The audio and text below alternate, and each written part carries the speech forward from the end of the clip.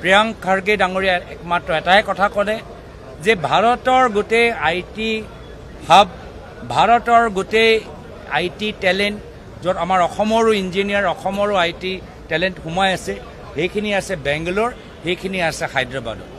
কিন্তু দুটা ঠাইত কংগ্ৰেছ চৰকাৰ থকা বাবে বিজেপিয়ে এটা ডাঙৰ আঁচনি সেইখন ৰাজ্যত থকা আমাৰ ভাৰতৰ ইঞ্জিনিয়াৰিং টেলেণ্টক আৰু বিভিন্ন কোম্পানীক সেই সুবিধাটো দিয়া নাই।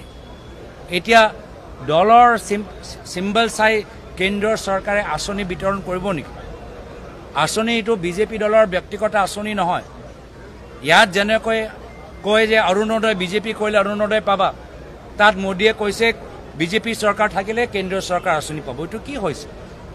যিসকলে পাব লাগে সেই অৰুণোদয় হওক বা ছেমি কণ্ডাক্টৰে হওক, য'ত যিসকলে পাব লাগে তেওঁলোকক দিয়া নাযায় বিজেপি দিনত। এইখিনি কাম পৰৱৰ্তী দিনত যেতিয়া আমাৰ কংগ্ৰেছ চৰকাৰ আহিব আমি নকৰোঁ। যিসকল প্ৰাপ্য তেওঁলোকেহে পাব, এয়া হ'ব আমাৰ সিদ্ধান্ত।